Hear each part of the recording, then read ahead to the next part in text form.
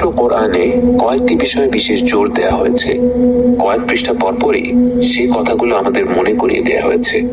এর মধ্যে একটি বিষয় হচ্ছে কিয়ামতের দিবস। কোরআন পড়লে আমাদের মনে প্রশ্ন জাগতে পারে, আল্লাহ এত ঘন ঘন এই দিনটির কথা কেন বলেছেন? সেই প্রশ্নের উত্তর পেয়ে যাই নিজেদের দিকে তাকালে। যে দিনটি হবে মানব জাতির জন্য সবচেয়ে কঠিন দিন, যেদিন ক্ষুদ্রতম বিষয়গুলো মেপে দেখা হবে, ফয়সালা করা হবে, সেই দিনটি নিয়ে আমরা কতটুকুই ভাবার সময় পাই। বাস্তবতা হচ্ছে আমরা শেষ জমানায় বাস করছি। কিয়ামত ঘনিয়ে আসছে।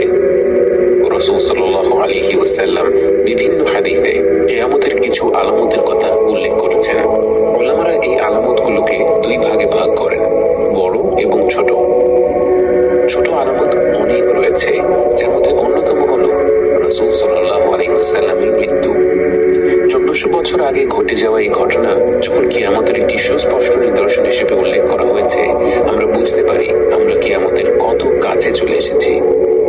এছাড়া রাসূল সাল্লাল্লাহু আলাইহি ওয়াসাল্লাম আরো অনেকগুলো চিহ্ন উল্লেখ করেছেন, যার মধ্যে রয়েছে অভাবী বেদুইনরা উঁচু অট্টালিকা বানানোর প্রতিযোগিতা করবে, মানুষের মধ্যে পরস্পরের উপর বিশ্বাস উঠে যাবে, সুদ এমন ভাবে বৃদ্ধি পাবে যে কোনো ব্যক্তি এর থেকে পুরোপুরি মুক্ত হতে পারবে না, মদ্যপান বেড়ে যাবে, জিনা বেড়ে যাবে, ভূমিকম্প বেড়ে যাবে, হত্যাকাণ্ড এমন ভাবে বৃদ্ধি পাবে যে যে ব্যক্তি হত্যা করছে এবং যাকে হত্যা করা হচ্ছে দুজনের একজনও জানবে না হত্যার উদ্দেশ্যটা আসলে কি।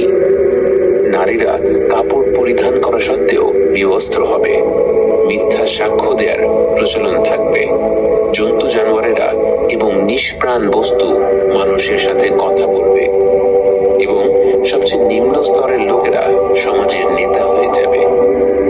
এতে পেয়ে থাকি, কিন্তু কিয়ামতের বড় আলামতগুলো হচ্ছে 10টি। মানব জাতির জন্য কিয়ামতের সবচেয়ে ভয়ঙ্কর আলামত, এমনকি মানব ইতিহাসের সবচেয়ে কঠিন ফিতনা হবে দাজ্জাল। দাজ্জাল 40 দিন পৃথিবীতে রাজত্ব করবে।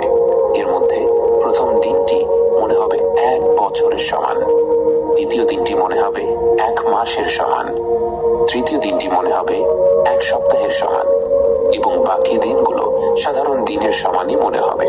যদিও শুনলে 40 দিন খুব বেশি সময় মনে হয় না, বাস্তবে দাজ্জাল হবে প্রতিটি মুমিনের জন্য সবচেয়ে বড় ফিতনা। আল্লাহ আযজা ওয়া জাল দাজ্জালকে এমন সব শক্তি দেবেন যে প্রকৃত ঈমানদার ছাড়া অন্য কেউ তার আহ্বান অগ্রাহ্য করতে পারবে না। তাই রাসূল সাল্লাল্লাহু আলাইহি ওয়াসাল্লাম আমাদেরকে দাজ্জালের ফিতনা থেকে রেহাই পাওয়ার দোয়া শিখিয়েছেন এবং আরো বলেছেন, যে ব্যক্তি সূরা কাহাফের প্রথম 10টি আয়াত মুখস্থ করবে সেটা তাকে দাজ্জালের ফিতনা থেকে রক্ষা করবে। এরপর ঈসা আলাইহিস সালাম পৃথিবীতে ফিরে আসবেন। তিনি সুশাসন প্রতিষ্ঠা করবেন, শিরক ধ্বংস করবেন এবং ইসলামকে প্রতিষ্ঠিত করবেন। সেই সাথে তিনি দাজ্জালের সাথে যুদ্ধ করে তাকে হত্যা করবেন। এরপরে ইয়াজুজ এবং মাজুজ পৃথিবীতে ছড়িয়ে পড়বে এবং ঈসা আলাইহিস সালাম তাদের বিরুদ্ধে কঠিন যুদ্ধে লিপ্ত হবেন এবং অবশেষে তাদের ধ্বংস করবেন। এরপর ঈসা আলাইহিস সালাম শান্তিপূর্ণ অবস্থা প্রতিষ্ঠিত করবেন এবং মৃত্যুবরণ করবেন। কিয়ামতের আগে কিছু বড় ধরনের প্রাকৃতিক নিদর্শনও দেখা যাবে। সূর্য পশ্চিম দিক থেকে উদয় হবে, 3টি প্রকাণ্ড ভূমিকম্প হবে। এর একটি হবে পূর্বাঞ্চলে, একটি পশ্চিমে এবং আরেকটি আরব অঞ্চলে।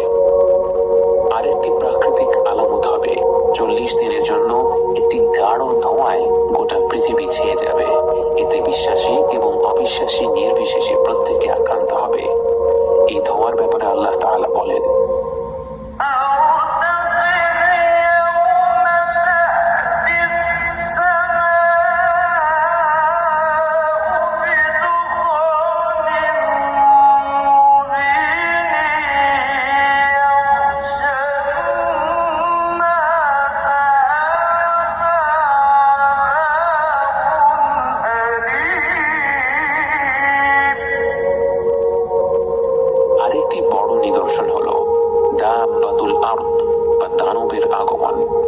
সেই দানব মাটি থেকে উঠে আসবে।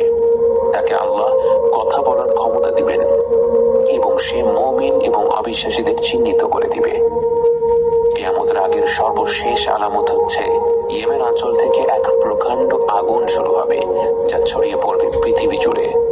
এই আগুন পৃথিবীতে অবশিষ্ট সকল মানুষকে একটি প্রান্তরে নিয়ে আসবে।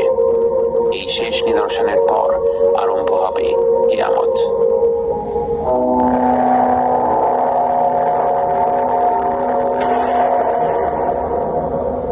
কিয়ামত শুরু হবে হঠাৎ করে। যারা কোনো বিষয়ে আলোচনা করছিল তারা তাদের আলোচনাও শেষ করার সময় পাবে না।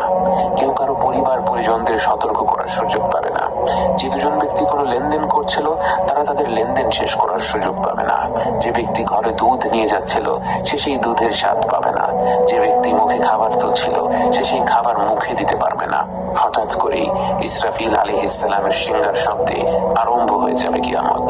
এই শব্দের সাথে সাথে আসমান এবং জমিনের প্রতিটি সৃষ্টি মৃত্যুবরণ করবে, শুধু আল্লাহর নির্ধারিত কয়েকজন বান্দা ব্যতীত। গোটা আকাশমণ্ডলী বিস্ফোরিত হবে, পাহাড় পর্বত ধসে পড়বে, সমুদ্রগুলো প্রজ্বলিত হবে। আমরা মহাবিশ্ব বলতে যা বুঝি তা সম্পূর্ণরূপে পরিবর্তিত হয়ে যাবে। এরপর আল্লাহ তার 4 জন অবশিষ্ট পবিত্র ফেরেশতাকে জড়ো করবেন। জিবরাইল আলাইহিস সালাম, মিকাইল আলাইহিস সালাম, ইসরাফিল আলাইহিস সালাম এবং মালাকুল মাউত। আল্লাহ মালাকুল মাউতকে বলবেন একে একে মিকাইল আলাইহিস সালাম, ইসরাফিল আলাইহিস সালাম এবং সবশেষে জিবরাইল আলাইহিস সালামের রূহ নিয়ে নিতে। পরিশেষে আল্লাহ মালাকুল মাউতকে হুকুম করবেন মৃত্যুবরণ করার জন্য এবং স্বয়ং মালাকুল মাউত মৃত্যুবরণ করবে।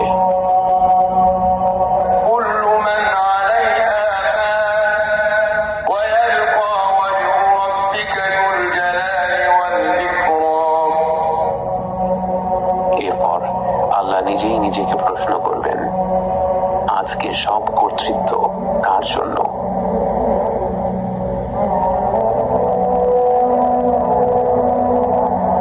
তাকে উত্তর দেওয়ার জন্য কেউ থাকবে না। তখন তিনি নিজেই নিজেকে উত্তর দিবেন, লিল্লাহিল ওয়াহিদিল কাহ্হার, আল্লাহর জন্য যিনি এক মহাপরাক্রান্ত।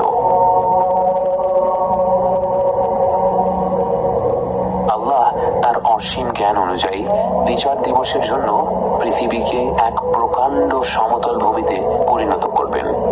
যদিও সেই ভূমি হবে বিরাট, বিচার দিবসের দিন সেখানে জড়ো হবে সময়ের শুরু থেকে শেষ পর্যন্ত জন্ম নেয়া প্রতিটি মানুষ, জিন ও জীবজন্তু।